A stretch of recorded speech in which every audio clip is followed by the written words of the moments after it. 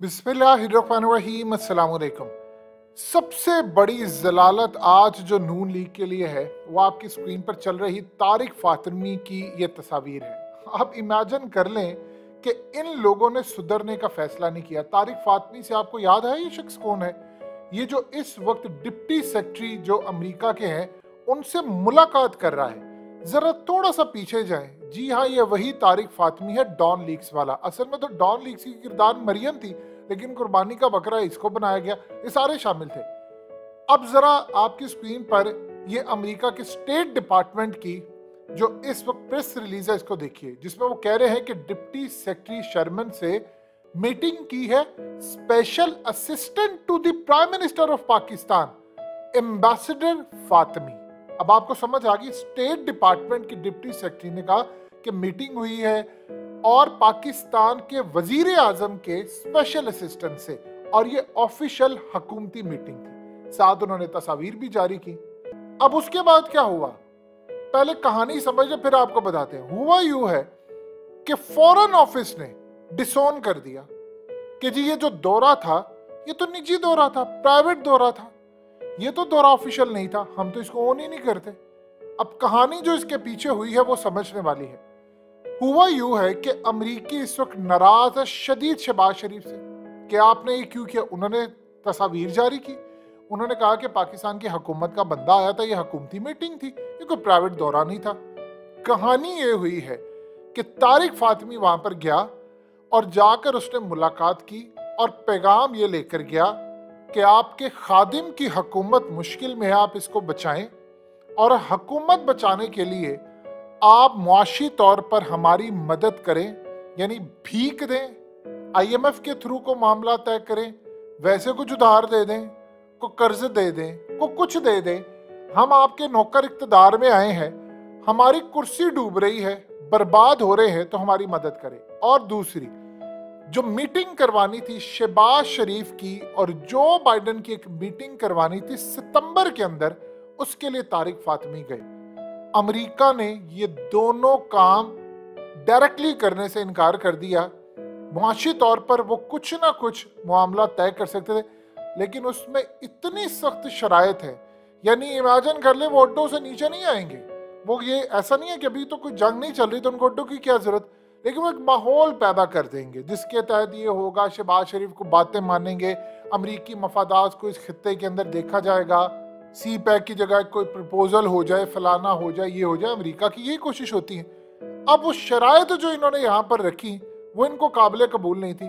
अब आप समझ रहे ये दौरा हुआ नाकाम। अब शहबाज शरीफ ने बाइडेन से मिलना था, भीख मांगनी थी हुकूमत बचवाने के लिए, वो तो सारा काम उलट पड़ गया। जब उलट पड़ गया तो इनसे पूछा गया कि दौरा करने क्या गए थे, तो इन्होंने कह दिया ये प्राइवेट दौरा था। यानी पाकिस्तान के अंदर एक शख्स को उन्होंने कहा कि ये हुकूमती दौरा था, शहबाज शरीफ का बंदा हमसे मिलने आया और हमने कहा पाकिस्तान के साथ चलना। ये मदद मांगने गए थे कि बचाए मेरी हुकूमत, मैं मुआशी तौर पर बर्बाद हो रहा हूँ, अगर आप मुझे पैसे दें, मेरे मामला तय करें, IMF के थ्रू कर ले, कुछ करें, या किसी मुल्क को के हमें कुछ पैसा दे दे, या मुझे आकर बचाएं। साफ और सीधी बात, यानी बॉटम लाइन देखे तो मेरी हुकूमत डिसॉल्व होने वाली है। अगर इमरान खान आ गया मेरी जगह तो वो आपको आंखें दिखाएगा और आपको गले से पकड़ेगा। तो अगर आप चाहते हैं मेरी हुकूमत चले तो मेरी मदद करें। और इस सूरत हाल में क्या हुआ है कि उन्होंने फिलहाल इनको झंडी करा दी है, क्योंकि वो जो शराइत रखते हैं इनकी इतनी औकात नहीं है कि पूरी कर सकें, क्योंकि इमरान खान सामने। अब आप सोचिए कि अगर अमेरिका अड्डे मांगे तो इमरान अड्डे देने देगा? आप ये मत सोचिए कि इमरान खान इस वक्त इख्तिदार में नहीं है, पूरी कौम नहीं देने देगी, ईंट से ईंट बजा देगी लोग इनके कि तुम कर क्या रहे। इस तारिक फातिमी को तो हटा दिया था, ये करने क्या गया फिर वहां पर? इसको तो देखिए, तारिक फातिमी को किसने लगवाया? नवाज शरीफ ने। नवाज शरीफ का दोस्त है ये बंदा, मरियम का बंदा है ये, और इन्होंने कुर्बानियां जिसको लेकर है डॉन लीग्स का। यार पाकिस्तान के अंदर किसी को नहीं पता, इदारों को नहीं पता, मुक्तदर हलकों को नहीं पता ये बंदा कौन है। उसको कह रहे थे डॉन लीग्स हुई थी, फौज के खिलाफ साजिश हुई है, तो साजिशी बंदे आपने बिठा दिए, फिर आप कहते हैं मुल्क के साथ गद्दारी होगी, फलाना हो गया, ये हो गया। और लोग पूछे कितना को NRO देना था आपने, और कब तक NRO देते रहोगे?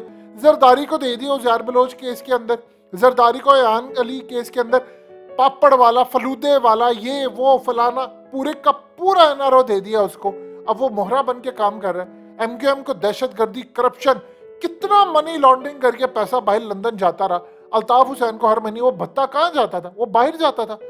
क्लीन चिट मिल गई MQM को, आज वो मोहरे बने, मोहरा बना, आंख मारी, इमरान खान की हुकूमत से अलग हो गए, आंख मारी उधर चले गए। MQM वाले PTI को कहते रहे इमरान खान को सरकार फोन करवा दे हमें ऊपर से, जहां से करवाते हैं हम वापिस आ जाएंगे, हम मजबूर है। ये इसलिए नरो दिए जाते हैं। शहबाज शरीफ की क्या औकात है, वो वहां पर करने क्या गया है? अरब आपको मुंह लगाने को तैयार नहीं। मोहम्मद बिन सलमान वो आपको पैसे देंगे। वो बंदा इस वक्त दुनिया का सबसे बेहतरीन प्रोजेक्ट द लाइन उन्होंने न्यूयॉर्क में बना रहा है, जहां पर आसमान की तरफ उठता हुआ शहर है। इमेजिन कर लें, ये जरा मनाजिर देखिए आपकी स्क्रीन पर, उठता हुआ आसमान की तरफ शहर है। दुनिया का अजीबो गरीब शहर है, 90 लाख लोग यहाँ पर बसेंगे कि शहर फैलता है, वो आसमान की तरफ 500 मीटर ऊपर शहर बस। ये उस बंदे का विजन है। वो जहान में ऐसी चीज बना रहा है कि आप इराम मिस्र को भूल जाए। ये जब उनसे पैसे मांगने जाते हैं तो वो कहते हैं मेरा विजन ये है, तुम लोगों की उम्र है, यानी उसकी उम्र 36 साल है क्राउन प्रिंस की, और उसका दिमाग देखिए कि वो कह रहा है कि मैंने सऊदी अरब को ऐसी डेस्टिनेशन बनाना है कि जहान पूरा यहाँ पर टूरिज्म गुजारने के लिए आए। उसका एक विजन है और वो कर रहा है। और आप देखेंगे कि पूरी दुनिया, लोग अमेरिका भूल जाएंगे, लोग यूरोप, कनाडा, दुबई, क्या कुछ नहीं, पूरी दुनिया भूल जाएंगे, लोग सऊदी अरब आएंगे, क्योंकि उस बंदे ने कहा है कि भाई हमने अपनी नस्लों के लिए करना। ये उस बंदे का विजन है और वो कामयाब हो जाएगा, क्योंकि इंसान जिसकी कोशिश करता है वो मिल जाता है उसको। इनको देखिए, जब ये इस जैसे बंदे के सामने जाते हैं भीख मांगने तो वो ये सोचता है, और इस दफा तो बेइज्जती करवा दी इन्होंने। वो 36 साल, ये 70 साले बाबे, वो कहते हैं कि जब तुम 35 साल के थे तो मैं पैदा हुआ था और मैं तुमसे आगे निकली हो, तुम लोग इधर ही हो। वो कहते हैं कुछ इस दफा तो मोहम्मद बिन सलमान ने इनको कहा कि आप अपने मुल्क के अंदर कोई माहौल बनाए, मैं इन्वेस्टमेंट करूं। मोहम्मद बिन सलमान का दिमाग है बिजनेस वाला। वो कहते हैं कि मैंने बिजनेस करना, जहां फायदा होगा वो अपने मुल्क के लिए करते हैं, और वो बिल्कुल ठीक है, और ये बात बिल्कुल ठीक है। एक बंदे का दिमाग है बिजनेस करे, वो आपको क्यों पैसा देगा? ये फकीर 1 अरब डॉलर दे दो, 2 अरब डॉलर दे लो, हम तुम्हारे बड़ों के भिखारी थे, हम तुम्हारे भी भिखारी हैं। वो आप देखिए, मैं भीख मांगने नहीं आया, शबाशी को कितना मजाक उड़ाया जा रहा है। यही सूरत हाल है ना। यूएई इनको पैसे दे रहा है। यूएई ने तो यहाँ तक कहा है, ये जो आप हमसे इन्वेस्टमेंट ले, अपने एसेट्स बेचे, फिर हम देंगे। ये भिखारी, इनको चाइना भीख नहीं दे रहा। अब अमेरिका को कह रहे हैं कि हम मर जाएंगे, इमरान आ जाएगा तो तुम्हें छोड़ेगा नहीं, तो तुम हमारी हुकूमत बचा लो, फलाना। और जब वो सारा खेल खत्म हो गया तो वो बाप के कहते हैं वो तो दौरा ही निजी था। ये है इनकी औकात। और जिन्होंने इनको मुसल्लत किया कसूरवार तो वो है सारे। 75 साल हो गए, उसको डील कर, उसको डील कर। चौधरी परवेज इलाही का 2014 का एंकर इमरान रियाज के साथ इंटरव्यू सारी दुनिया जानती है। उसने कहा, मुशर्रफ ने मुझे कहा था कि आपको 55 से 50 सीटें मिलेगी। एक और जगह पर कहा, और बाद इस इंटरव्यू में उन्होंने कहा कि मैं आपको बताता हूं कि मुशर्रफ ने हमें हराने में काम किया, क्योंकि अमेरिका ने कहा था कि आपकी जगह पीपल्स पार्टी को लाना है। सोचिए इस लेवल तक आपका इलेक्शन मैनेज होता है। ये तो इस मुल्क की सूरत हाल है।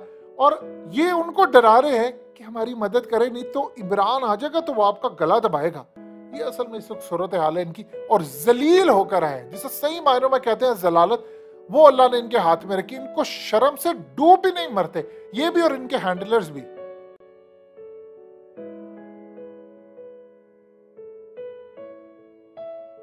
हकीकत टीवी को सब्सक्राइब करना मत भूलें, वीडियो को लाइक करें, शेयर करें और कमेंट सेक्शन में अपनी राय का इजहार जरूर करें।